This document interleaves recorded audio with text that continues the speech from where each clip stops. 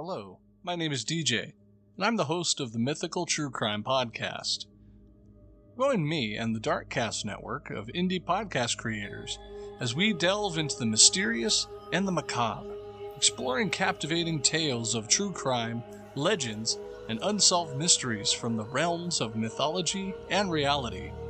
Uncover the dark true tales of modern legends with our spoken narratives that blend history, crime, and the supernatural. Just starting Season 3, you can listen to the newest episodes every other week, as well as all my backlog episodes on anywhere you can listen to your podcasts. Darkcast Network, bringing our indie podcasts out of the shadows.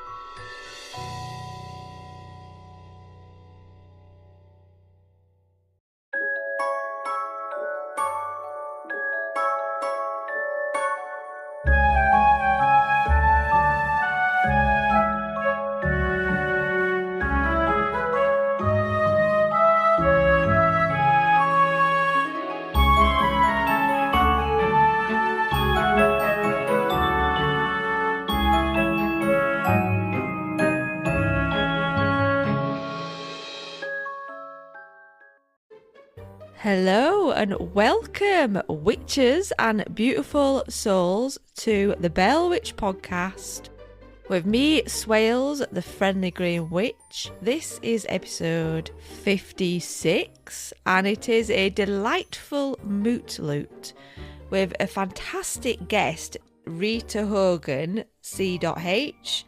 Rita isn't just any herbalist, she is a holistic canine herbalist, and her speciality is herbal remedies for dogs and possibly other animals and humans as well, so that's good for us. Rita was a fantastic guest because she was well versed in podcast recording. She had a great setup, she had a great mic just like mine, also her own podcast show about dogs which I shall link below, and also had another podcast recording straight after me, so she was on it. I was well impressed with that, I was. It's not as dog heavy as you would think it is, and that surprised me.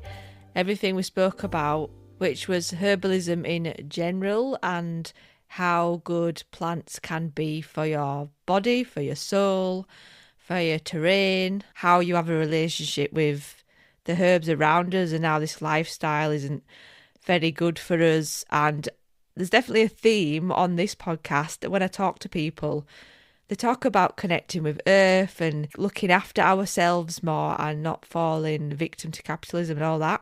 So even though Rita is a specialist in herbal canine practice, I think if you're like me and you don't have a dog, you'll still benefit quite a lot from listening to this conversation as a pagan and as a witch. So I highly encourage you to do that. All the things that Rita speaks about in regards to herbalism can be applied to humans, human consumption, human relationship with the herbs, and has written this fantastic book about it all, which this episode is celebrating. The Herbal Dog, Holistic Canine Herbalism, Applications and Practice. It is a gorgeous book. Just going to read you a quote here from theherbaldog.com. What a useful and comprehensive guide to herbal remedies for dogs. As an insightful naturalist, Rita Hogan has a profound understanding of our connection to the natural world. The Herbal Dog is a carefully crafted manual filled with new perspectives on using herbs that pet parents and herbal practitioners alike will find applicable. And that was by Barbara Royal, DVM. I mean, I got this book sent to me in preparation for this interview by Rita's publishers. And I thought to myself, I don't know what I'm doing here. I'm out of my depth. I know nothing about dogs. I'll try and read this dog book and see how it goes. And wow, it was so well written. It was beneficial to me without a dog. The way it was laid out, helpful tables of herbs, the language it used, it was really accessible. You could really get an idea at how important this topic is to Rita.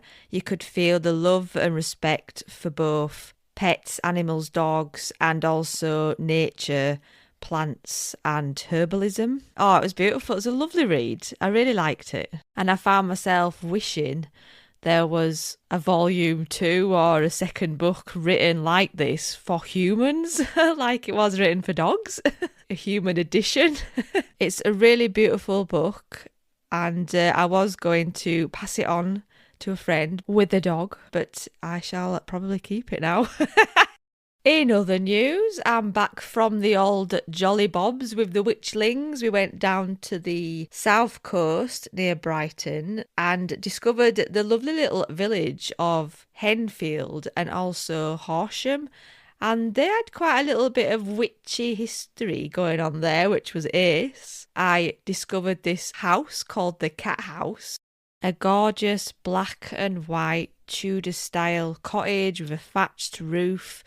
Exactly how you're imagining it now, that was the house, but around the top of the house, it had this little motif of a black cat and a bird, and the cat was kind of like attacking the bird. FYI, this isn't a witchy house, but I just really love the story, so I'm going to tell you anyway. The story is something like there were a couple of dudes in the year of 1550. Bob Ward, who was a bit of an eccentric at the time and had a fleet of canaries. Well, maybe not a fleet, but 1 or 2 at least. And Nathaniel Woodward, who had the pet cat, and they were both members of the church. And the cat and the canary used to obviously not get on. And I think, by the sounds of it, the cat ate the canary. It was a feud that raged on within the village. The story goes that in response to the canary getting eaten, Ward placed metal cats with a canary at their paws around his cottage, which is a Grade 2 listed timber-framed building, and connected them with a string of bells. So whenever Woodward walked past, the bells would chime as a reminder of the canary's death. It's just beautifully morbid. Kind of like a big ass reminder to the whole village that this went on. Do not forgive his cat. It's such a fun story and it really enchanted me. And I thought, oh, I should mention this on the intro of the podcast. So there you go. I hope you enjoyed. And while I was down there looking at houses with cats on, the episode of The Green Man was released. How organised was I? And I just want to say thank you for your messages and your input and your feedback. It seems to have gone down really well. I always worry a little bit about the ones that are just me on my own. It's a lot of responsibility. And I got messages about The Green Man being non-toxic masculinity in particular. And again, I have to put my hands up and say that wasn't my original idea. I wish it was. However, I got this beautiful gem of information from a fantastic fellow podcast called The Witch Wave. I highly recommend it. Go over there and have a listen. That specific mention is on their episode 100 with Starhawk, and it is a fantastic episode. And I just like to practice what I preach, shouting out all the other witchy podcasts that inspire me greatly.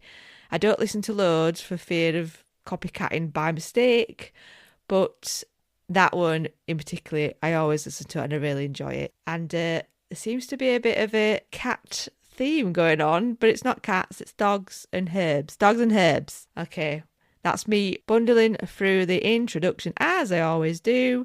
Remember, you can join my little Patreon to support me or buymeacoffee.com. Ratings and reviews mean the world. So I hope you enjoy this little mootloo on this day, 21st of April 2025. Happy Earth Day. Happy Keep Off the Grass Day. Happy National Tea Day for us in the UK. And World Creativity Innovation Day for everybody else. So there's a lot going on today. Enjoy, witches. Welcome to my little witchy podcast. How are you? I am very well. How are you? Oh, I'm so excited to talk about dogs. Yeah, I'm excited to be on the podcast. I love dogs. I don't actually have a dog, but I really appreciate them. And in the UK, dogs are a big deal.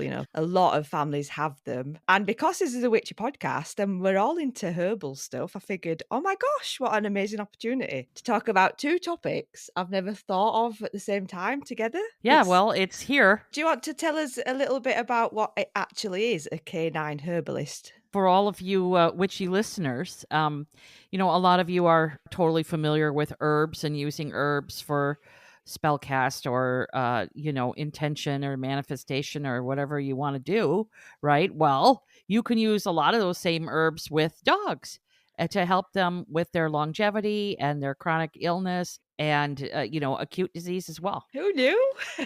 Yeah, so, it's pretty fun in general. I think, I do a lot of different things. So I'm an author, I speak all over the world, I formulate. So that's part of being a canine herbalist too, if you want it to be, or you can just work with animals. I have a certification program that I started a school this past year. Before it was just a bunch of classes, but now I'm starting a 4-year program for certification to help people to become canine herbalists. And I think that knowing how to use herbs for dog enrichment, I think is very important. I think they have an innate relationship with nature like we all do. Yeah, I mean, if they're allowed to, because I suppose a lot of dogs spend, like us, a lot of time in houses, not connecting with nature. Yeah, and I am a huge advocate for getting yourself and your dog outside as much as you can. And you can also bring nature in the home, but I feel like it's better outside, going, even if you can only get to a park or even a hedge, A you know, hedge. getting out there and communing with the plants, I think is important. And your dogs do it all the time, especially through smell. Yeah, totally. Yeah. I have your book here. Ta-da! I read it really quick in like less than a week. Nice. And I really, really like it, even though I'm not a dog owner, which really surprises me. I learned so much. And I love the intro and like how you speak about your grandma and how she knew herbs and you kind of brought up with it and you had dogs around you and stuff. I Yeah. really, really love that. I mean, was your grandma a witch? No, but she was not. But, back then, that was, let's see, my mother's 94 and was born in 1930. So it was like, in 1915, 1920, my grandma had 16 kids without a doctor ever. They Wow. never, ever saw a doctor. She had a midwife, but she didn't have anybody. And people knew plants back then. They knew plants. They used plants. They came from a preventative mindset. They didn't just wait for their kids to get sick. That's a big difference. My mom would say every spring she would line the kids up and they would get like this cod liver oil and castor oil. She said it was disgusting, but my grandmother believed in it to help detoxify in the spring. And my grandmother was very much in tune with seasonal health. They used what was in season. They used our natural clocks and our, solstices and equinoxes to commune with what is happening in nature as a reflection of what's going on in our own bodies. And that is, you can apply that to dogs any day of the week. And I love that. So, yeah. And we need to connect back to nature. Like it's becoming blaring obvious that we need Blair and obvious. Get his feet back on that grass. So can you talk about your journey into canine herbalism and how that progressed? Let's see.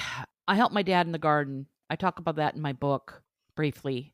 And that's where it started. And then, I've always been a child of the green, for sure. And when I wasn't, in my crazy 20s, I definitely wasn't as happy. I didn't have a path. I studied Ayurveda for a little while, and that didn't resonate with me.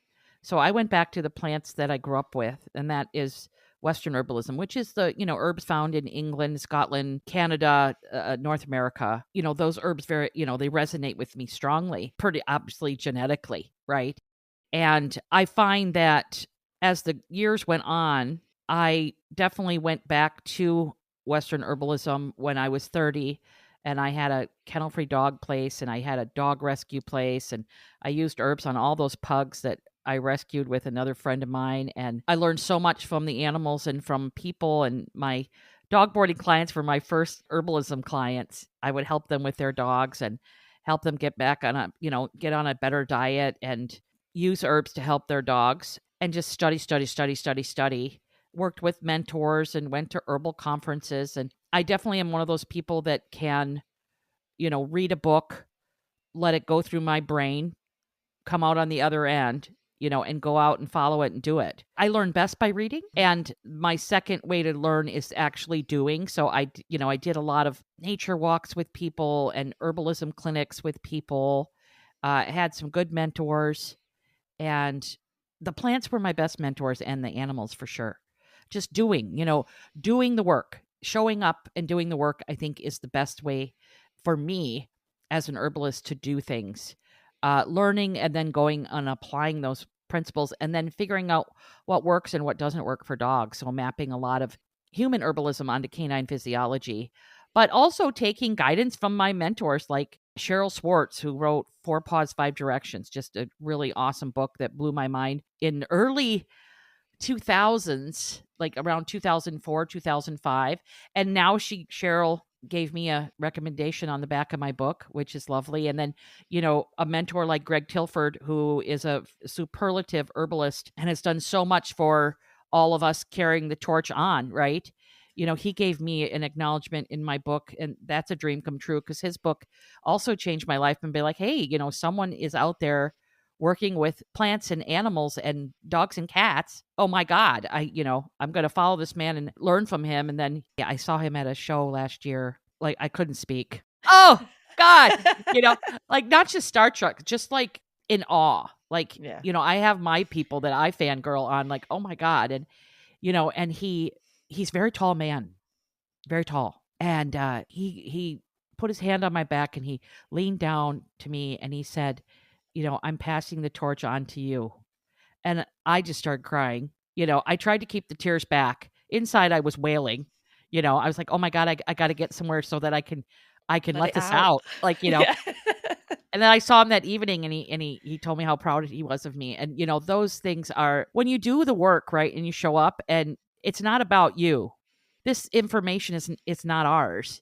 It's the plants and the way that they express themselves through human interaction. And I learned traditional herbalism is handed down from generation to generation. And I am so proud to be part of that traditional herbalism work because we can't let that information die out. Science can do whatever it wants to do, but it doesn't understand plant language right now. It can tell us like what constituents are good and what vitamins and minerals a plant may have. It can tell us what they think is their active ingredients, but none of those ingredients are benign. Like I talk about in my book. I guess to be recognized as one of the stewards of this work makes me very proud. It makes me very proud to be recognized as one of the stewards of this work. Greg was a huge inspiration of mine. And then Matthew Wood, who, has done a lot of work in England, went to Scotland for college in Scotland for part of his herbalism work. He's a huge inspiration of mine. I love how his mind works. And I love how he discusses the body. But again, he learned from his mentors and I'm a mentor to others now. And, we just keep passing it on. And what's awesome about our brains is that, someone will read my book, take the information and make it better, right? And see different patterns in the way that they think. I just love that because we don't have all the answers and we need to work together on this. We need to come together in the green and in nature and in energy and frequency and vibration, learn and commune with the plants so that we can heal the diseases because our animals take on our diseases. And so that they help us heal those diseases. I think, like in the book, part 1 on page 3, I have in here, we believe that the domestic animals were sent here to accept the diseases of humans and to show them how to heal these diseases. That's from Tismal Crow. He's an indigenous American healer. And the cool thing is it's Tismal Crow was one of my mentors, right? And I just think that is just awesome. It is true. The canine people are here to help the human people to heal themselves because we've gotten completely out of whack. I mean, you'll know how out of whack you get when when you pick up your cell phone and you look at it and you go, I really need to put that down, and the feeling after you put it down that something is missing, that is a huge telltale sign that we are out of whack. When we think that there's something missing because we're not watching the newest video, or we can't be present to like the people around us or in front of us, when we put our cell phones down and feel weird about that, we know that nature is lacking. So if you feel weird out there when you put your cell phone down, know that you need to get outside and interact with the planet around you. It has everything you need, and you'll be okay. Take it from my 94-year-old mother, who does have a cell phone now and scrolls before she goes to bed. But she is 94. But she went, I think 80 years, 75 years without a cell phone. She's living till 94. And we only had a landline, and life was better when we weren't connected all the time, because it's not true connection. And we weren't available all the time. Our stress levels were much less. And if I could go back to a time before Facebook and all that and make a different decision, like, I'm not going to join this, I absolutely would. I think that social media can really offer us some connection, and to know that we're not alone in the world, and to reach out to other people across the world. But I don't think that our brains are evolved enough to handle the constant stimulus that's coming at us, and knowing what's happening around the world every second of every day. There's no downtime for that at all. I'm a jogger, and I jog through the woods almost every day now, and it is becoming an addiction, and I love it. I love that I can jog through the woods and pick a few little garlics that are popping up. Knowing what I know. I don't know loads, but I know a little bit. Just the other day, I was staring at the river, being all mystical after my jog, and this gorgeous dog ran up to me. And this guy started talking to me, and it turned out that he grew up with plants. He was born on a farm, and he started telling me all this amazing information about foraging and plant life and tree hugging. And it was just so unexpected. All because, like, his lovely little dog, who is called Gizmo, ran up to me. And I just thought, how funny is that? Like, tomorrow I'm recording with Rita talking about herbs and dogs, and then there's this dog. Whenever I'm on this 9-month book tour, and we were in this little city called Vancouver the other day, and it's actually not very far from my house, because I was on my way back after like 6 weeks, and there were so many dogs. They were everywhere. Like So San good. Diego, California, their dogs are everywhere. I mean, everywhere. And I loved seeing them. I just loved seeing so many dogs everywhere, and you see all the different personalities. And I feel this way about, all animals. I think people are starting to commune with animals more, and realize that's one thing that social media can help us with, is realize the individuality of different types of animals, and that people can be friends with skunks, they can be friends with squirrels, they can be friends with all of these different animals. Not that we need to bring them into our house and domesticate them, but the fact that fish have feelings, squirrels have feelings, possums have feelings, and they all form connection. Like, I have 2 chickens now. I love them so much. I have a rooster that lets you hold him. He bit me yesterday, but, I think I picked him up too fast, but it didn't hurt that much. But my feelings were a little hurt, but I'm fine. It's telling you off. Yeah. I have, a rooster that likes to be held, and a little hen, and we're getting 2 more. It's called chicken math. But even they have like roosting herbs. They have herbs that go in their hay or their straw that they like to sit on and roost on, and it helps them and calms them, and they eat them. And I just think that when we see animals and people as individuals, and that we're all connected, I think we can make better choices. I wonder if you could talk a little bit about the terrain of the dog's body. That really captured my interest, how you spoke about, like when something goes wrong, medicine today in the Western society looks at the problem and not like the rest. The terrain of your body is the inside tissues, your organs, muscles, ligaments, cells, veins, arteries. That's the inner terrain, your immune system, your microbiome that's in the large intestine. And of course, everything applies to dogs here as well. And, we're never going to win the war against germs out on the outside. We can make better choices with hygiene and things like that, but a clean, ultra clean world is not a healthy world. We need all of that interaction with soil and the outside to help fortify the inside. It's just when things get out of balance, and humans are doing a lovely job at making things out of balance. But the inside, We have some control over that. And when we fortify and nourish the inside of our bodies, we take action against pathogens, against imbalances. Like, for instance, in my book, Under Everything's Connected, I talk about the nervous system, and how it's the most important system in your body because it affects so many things like stomach acid, right? And in our dogs that are stressed. If you're stressed, your dog is stressed. Just guarantee that it's a done deal. When you're stressed and your dog is stressed, they produce less stomach acid. And stomach acid and the lungs are the number one gatekeepers to pathogenic overgrowth in the body. And you need really strong stomach acid, and your dog has really strong stomach acid. And dogs that aren't stressed can build and produce really good stomach acid. But if you are stressed, that stomach acid goes way down, and you're opening yourself up to vulnerability in your immune system not working correctly and your gut not working correctly, because when you're in fight or flight, everything goes on kind of like emergency reserve. Like if you have a generator and the power goes out, some little low lights go on, right? Just minimal to survive it until everything gets turned back on. Well, that's kind of like how your nervous system works. And the unfortunate part is you cannot heal in the face of fear and stress. So stress will keep you from healing your body, and that creates poor terrain. Your terrain needs to be healthy so that your body can react and dissipate disease and dissipate pathogenic overgrowth. So when we become less stressed, we're able to take on more, but with grace and ease versus with absolute stress. Like yesterday, I made a post on my personal page about going to the gym. It was a picture of me in front of the treadmill.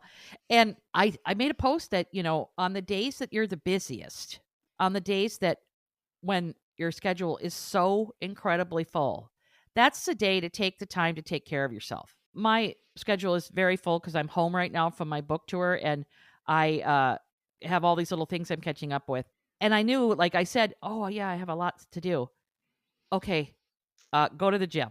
We're doing this little interval training for good blood sugar right now. And then lifting weights has really helped me have good blood sugar as well as lose some weight and just feel so much better in my body. Less stressed, less histamine, less all of those things that build up when you're not moving your body, and a better lymphatic system and a better terrain. My terrain is so much better when I go and take care of myself, whether that's a walk. Like we took a walk after breakfast today. It started raining on us, so we walked back, but we got out and we moved. And all of that stuff builds healthy terrain. And a lot of people will have reasons. Oh, well, I can't do that. I'm too busy. Or, oh, I can't do that. I'm too busy. I've said that a million times, and it's always gotten me in a really horrible place. That is the best time to take care of yourself, is when you're too busy. And all of that equates to good terrain. And all of the herbs that we use in my practice for the nervous system, they help good terrain. Mushrooms help good terrain. Mushrooms definitely help good terrain. They help the whole gastrointestinal system and the nervous system and the liver system and the lymphatic system.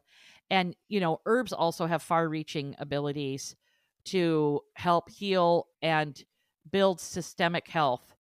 And that's really good. Like one of the herbs that I'm sure you see every day on your walk is nettles and blackberry leaf. But nettles are everywhere in this type of climate. We share a lot of the same climate. I think yours is a little worse, but not too much. It looks like an English day right now. Are you in England?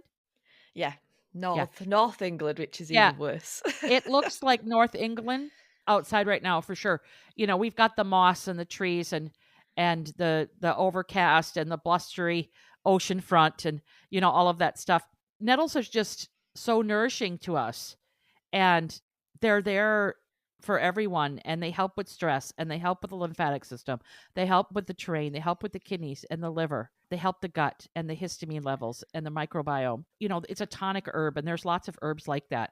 All the herbs that you mention in your book, they could be applied to the human, right? It's not just for dogs. No, it's not just for dogs. And yes, it definitely can be applied to humans.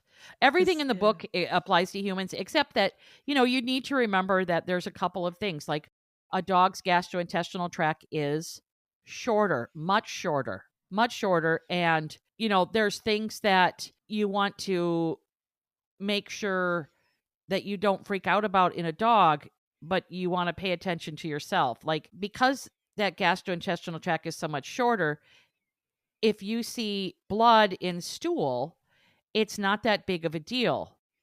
It's just inflammation in the gastrointestinal tract. But if you're a human and you have blood in your stool, then you definitely want to pay attention. You really want to look at herbs that can offer that systemic component along with mushrooms like maitake and turkey tail and reishi and different things like that for their systemic efforts, right? Because those are the tonic ones. Those are the ones that are going to help the microbiome. I mean, how do you give a dog herbs? I can't quite get that in my head. Do you Yeah, just well, feed it to them? Is that really it? no. So that's one of the reasons why I wrote my book. I think it is chapter 6, planning herbal protocols, and chapter 5, which goes through the remedies, and chapter 6 goes through, making an herbal protocol. You need to see, what herb you're using, what you're using it for, what you want it to do, right? And then that's going to dictate how you're going to use it. So you can use dried herbs in the food. You can make a tea out of those dried herbs or fresh herbs. I have all that information in my book, which is great. But sometimes you want to bypass the stomach and just have it go into the bloodstream, which you would use a tincture or a glycerate extract. I know that in England, some extracts are tinctures. So there's kind of a language thing there. But a tincture is made for here. There's a tincture is made with alcohol. And for dogs, we give very little, like, 1 to 20 drops. And for every 7 drops, there's 1 drop of alcohol, and it's highly diluted with water. So you don't need to worry about that unless you're giving a lot of it. And then you probably should give some milk thistle. And I talk about alcohol in my book. But there's tinctures, there's extracts. Those are made with glycerin.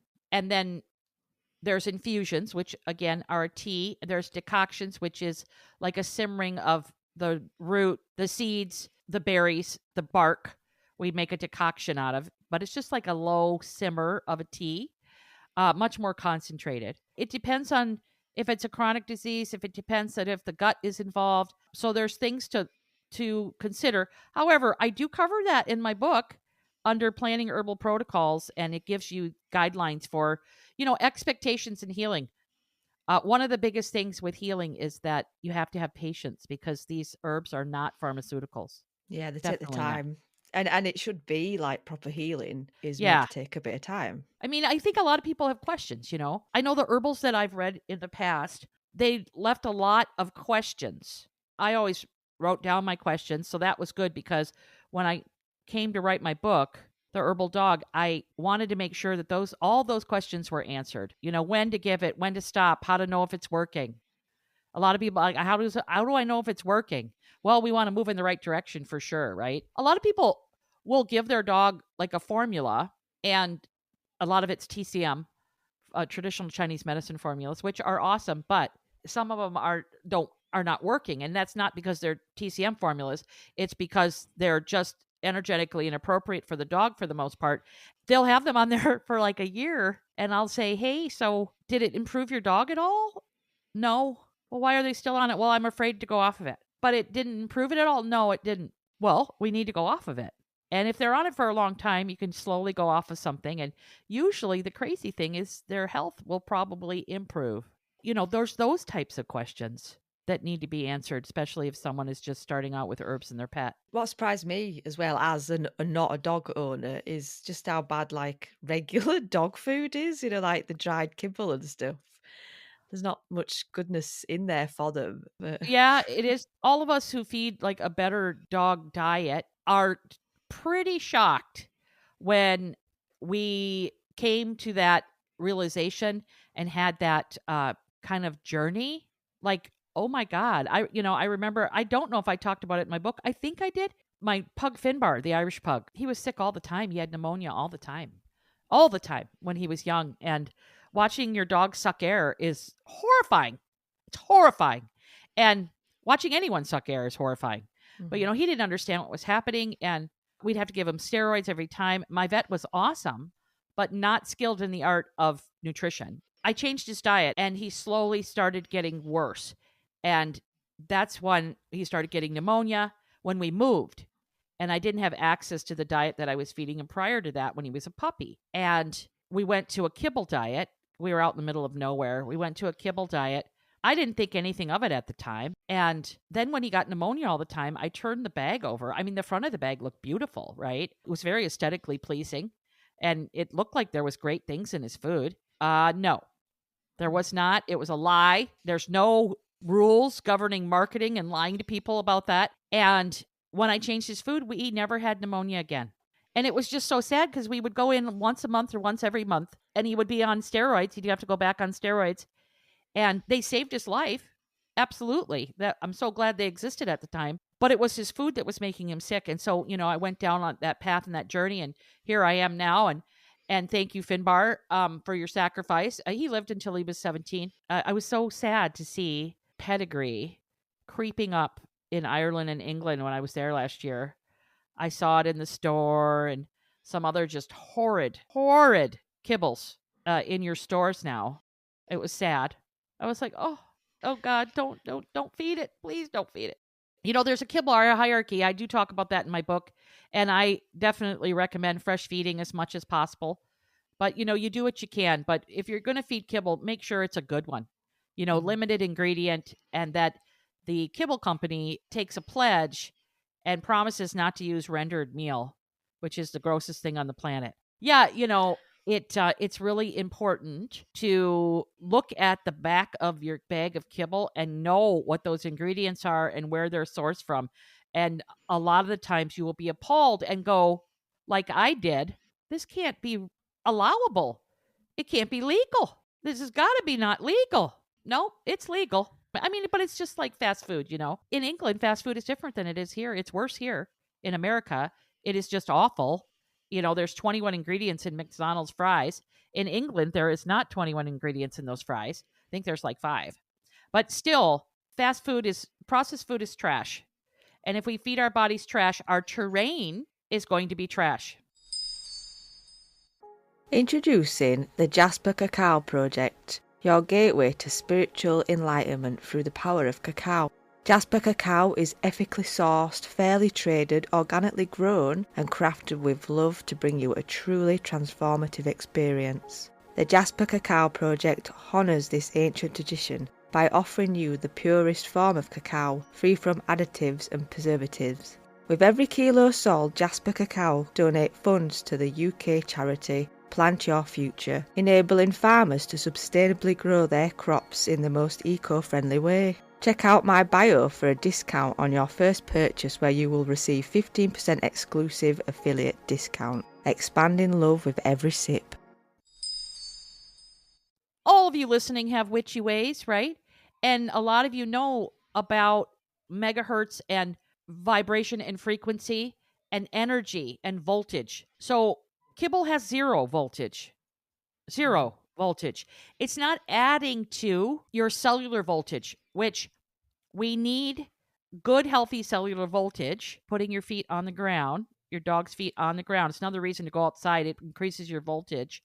We need good, healthy cellular voltage to feel energy, to have animation, to interact, to have good brain health, to have good gut health. You need that. And if your food is dead, and dead, I'm meaning no voltage, right? If your food has 0 life left in it, it's not adding to you, it's subtracting to you.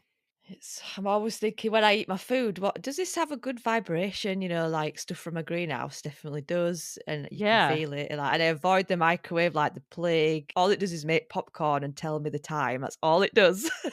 It's great to think that, right? It's great to think, well, is this food adding to my life? Is it a positive thing?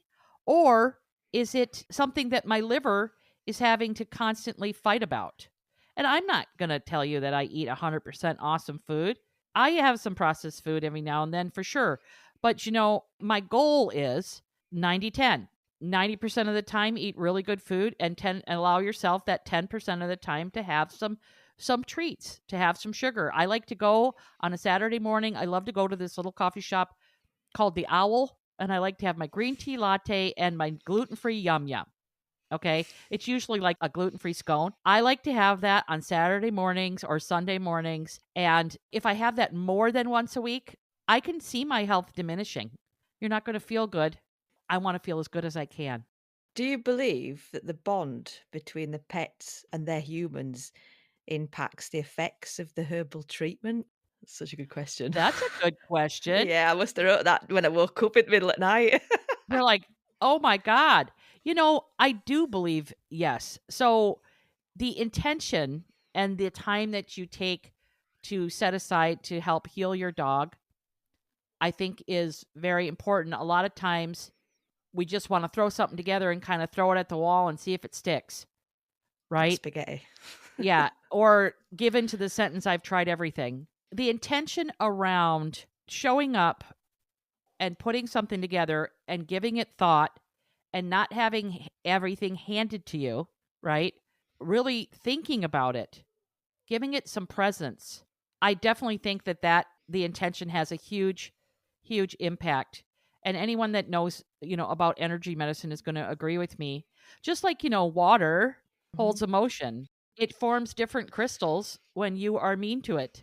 When you're talking negatively or being negative and nasty, right? Water can actually form different types of crystals. They've done research on this. It's phenomenal.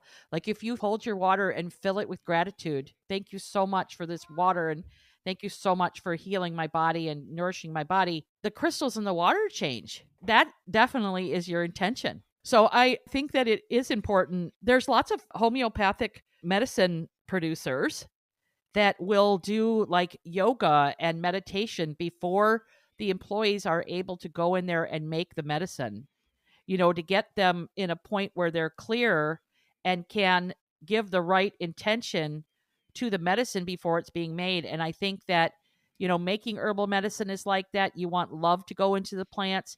You want to show love for the plants. I'm going to say that that's the best question since February 4th, when I've started my book tour. That's a great question, and I love it. Congratulations, you win. Thank you. I did one with my kids probably a year ago now, with rice, like cooked rice. Uh-huh. And one jar said love and one jar said hate. And I said to the kids, right, shout at the jar, with hate, and then speak kindly to the jar with love. We did it for ages and it didn't look like anything was happening. And then they got bored, so we abandoned it. But when I opened the jars, what was amazing was the jar that we'd spoken love to didn't smell of anything. The jar that we'd spoken hate to absolutely stank. Oh, I love that. So the How jar amazing is that? The jar that your kids spoke hate to started molding and decomposing and stunk. That spoke love to didn't smell at all. How amazing is that? Yeah, there's Incredible. so much going on in energy that we have no clue about and that we take for granted. And when you spoke about the dogs, there were a dog in your book that I think the owner got ill and it looked quite bleak, and then something changed and she got better and the dog got ill. And like earlier on, you were saying how the dogs can take on the owner's illness. Yes. I mean, wow, that just proper broke my heart. But, I see it all the time. In my mind, that ties in, like speaking to yourself, will heal yourself, heal your dog, your food. Speak nice to your food, that'll heal you. I just think that the energy that we put into things is the energy that we get out of things. I'm working with a client right now. It's a human client, and she's having a hard time with stress and panic and fright. Her life is so stressful. It's so stressful, and she's chasing that carrot, right? That fame and fortune carrot, but not slowing down to really savor the in-between. And she's on like a treadmill of stress. The carrots are awesome, but the way that she's reacting to them and getting to those carrots is causing her so much decline because she hasn't figured out how to put her cell phone down and consistently take time out for her, create a routine that nourishes her nervous system so that she can go to these things and be brilliant, but also be calm and graceful in that brilliance. And And I think that happens to a lot of people. Again, we have to get our system firing in a way that is not overfiring all the time, so that we come to every single thing in a reaction, instead of gratitude and calmness. It's because, the way we react, we have power over the way we react to things. And if we don't do that naturally, we just have to learn how to do it. And there's so many resources out there that can teach us that, meditation, breathing, yoga, qigong, walking in nature, plants, homeopathy, essential oils, so many flower essences, so many things. There's so many roads to coming at something calm. I actually use flower essences and specific frequency microcurrent. Can you say that 40 times? It helps me so much reset my vagus nerve when I'm dealing with a lot of things. And what's so crazy is that it chills me out. Like it puts me into dude mode. Like Dude it really mode? does. Dude mode. I was telling my partner, I'm like, we were doing this thing at the Berkeley Herbal Center, which is a lifetime achievement award for myself. And I was teaching at the Berkeley Herbal Center. It was just like, oh my God. And she goes, "Are you nervous?" And I said, "No." And I know, like, a couple years ago, I would have been a mess all day long, like just in fight or flight, just a mess. And the microcurrent machine that I hook up to my body and I run this program for an hour puts me into dude mode. Like, dude, like just chilled out, not stressed, empowered. And all it is frequency. So it's matching the frequency. It's the frequency that allows my vagus nerve to switch into relaxation and get out of fight or flight when it happens. It's allowing me more energetic, I would say, flexibility with my vagus nerve to go, or it's also called heart rate variability, to go in from fight or flight, and then you just breathe and switch back really easily into relaxation. And I have found that particular modality, along with flower essences, really helped me come at this, 9-month-long book tour. I'm coming to England, by the way. And this 9-month-long book tour with grace and ease versus stress and exhaustion. Like, every person I talk to, "You must be so exhausted." I'm like, "No, I think you're exhausted." I bring that up for them. They look at my life through their lens, like their lens of, if I was doing that, I'd be exhausted and stressed, right? But I'm not exhausted and stressed because I'm taking care of myself. Now, that was not me 8 years ago. I had cancer in 2017. I was a stressed out disaster. And when I was just stressed out, I was a mess, working like 16 hours a day, not taking any time for myself, not caring about myself. I was a caretaker at the time. I was a mess. And I learned the hard way that if you don't take care of yourself, your body will. It'll say, "You know what? I'm putting you down for a while." And it did. And I learned so much from it. And I'm not saying it was pleasurable. I didn't do any chemo or radiation. I just had surgery, but I used plants. I But say you used plants, yeah? I put my money where my mouth is, for sure. But I had to learn the hard way. And if I can contribute, or our dogs can contribute to changing that for people, it's worth it. Mhm. It was worth it. And that's the thing. Like, we get dogs to improve our lives. People think that, well, I'm getting this dog to improve its life. No, you're not. You are getting dogs to improve your life. They improve our lives. They make our lives better. Animals make our lives better. When I see my partner with our cat, Oscar, it is the most beautiful relationship I have ever seen of two people, one human and one kitty. It is just a beautiful thing to see, but he is such a healer to her. Like, he heals everything, and he just loves her, and it's just so beautiful. But we get our animals to help improve our lives, and in turn, they're taking on a lot of those issues for us, and they're here to teach us to take care of ourselves, to get outside, to learn to heal ourselves, and to have that innate relationship with nature that they do. Cats heal you, don't they? The purrs are a frequency Yeah, of they heal healing. bones.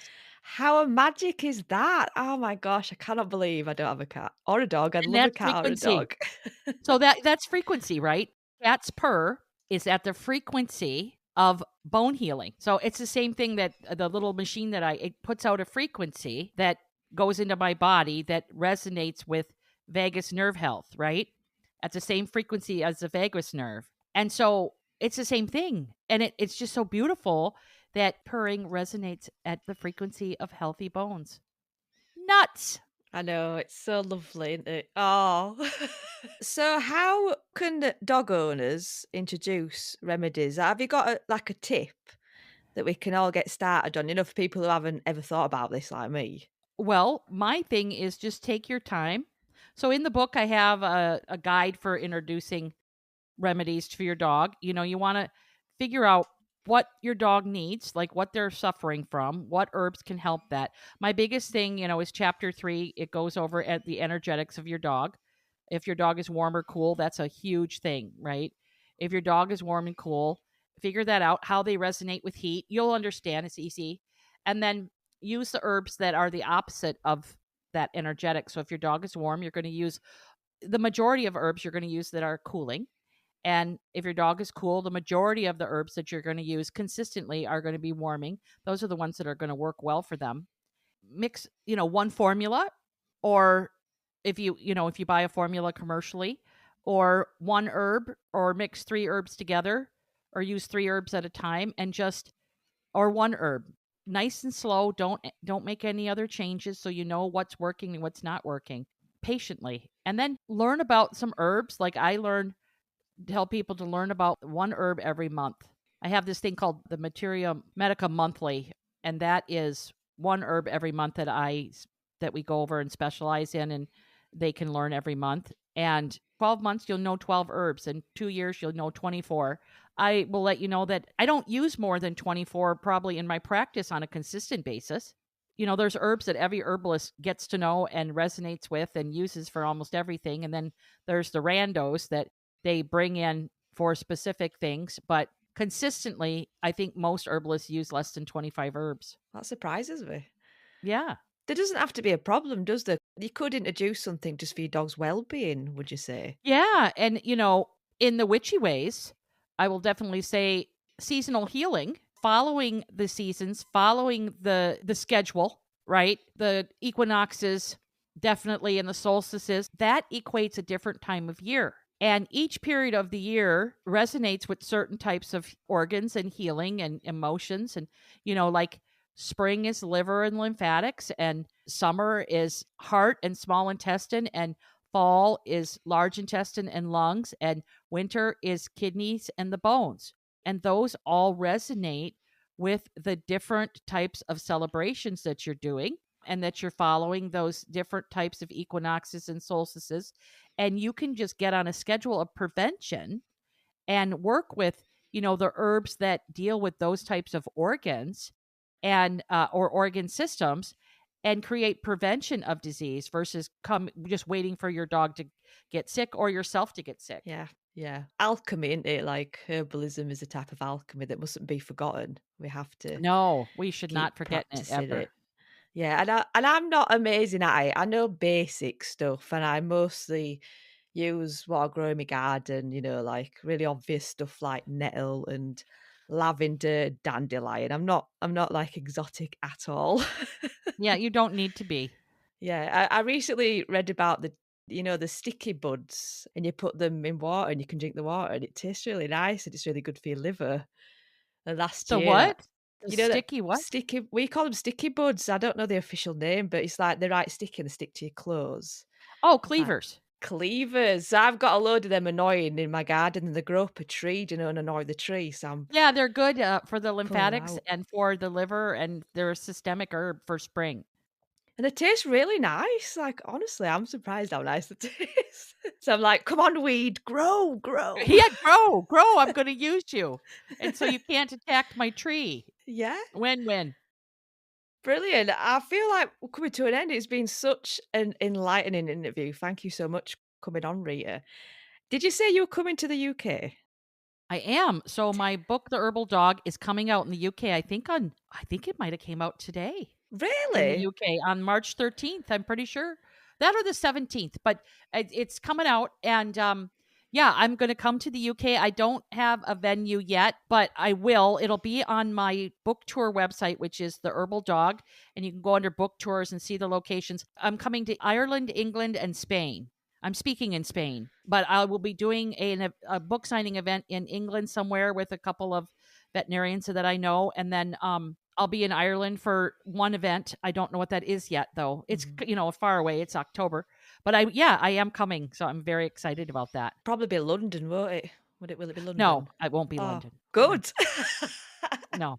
I know. Unless someone invited me and is paying me to go to London, I am not going. I much prefer something smaller. Yorkshire. Yeah.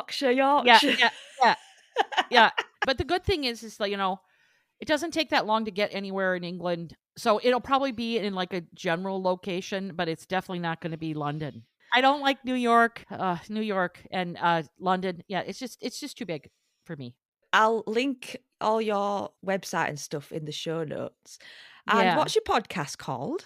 It's called Dogs Are Individuals. My teaching website is canineherbalism.com, and that's my course and platform website. And then my other website is canineherbalist.com, and then I have the herbaldog.com. But you do human stuff as well as dog stuff, I take it. I do. It's just really hard to get into me as a human. It's hard to get into me as an animal as well, but because of my book tour right now. But I do. Is there anything else you want to mention or plug or anything? No, that's about it. My book is my biggest thing.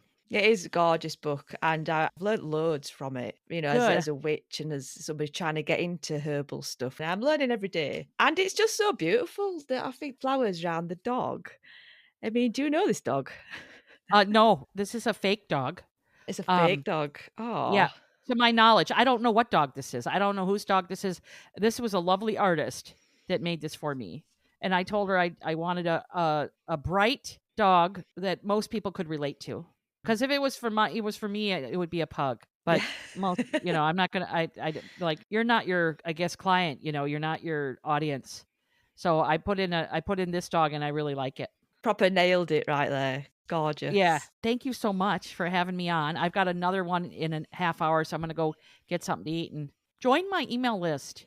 You go to the canineherbalism.com website, and on the right-hand corner, it'll say email list or something like that. If something doesn't pop up, and join it so that you'll get notified of my dates for Europe. You have been listening to the Bell Witch podcast, created with love and magic by me, Swailes, the Friendly Green Witch. Big thank you to my lovely guest for this episode. And thank you to you, dear listener, for choosing the Bell Witch podcast to fill your ears. If you have a witch business, an independent podcast, a witchy topic you'd like me to talk about, or a trailer you'd like me to play, reach me on the Bell Witch podcast at yahoo.com. I love to hear from you, and I love to support you, and I love to celebrate other witch businesses, because there indeed is magic in sharing audiences amongst podcasts and other spiritual businesses. If you would like to show the Bell Witch podcast some love, you can leave ratings and reviews wherever you listen to your podcasts, as those stars really do help the show to shine. Join the Bell Witch podcast on Patreon for bonus content, early access, and behind the scene videos. Until next time, stay magical, witches. Which is the grossest thing on the planet. And oh my god. And so my Alexa just went off. Sorry. Thank you, Alexa. But yes.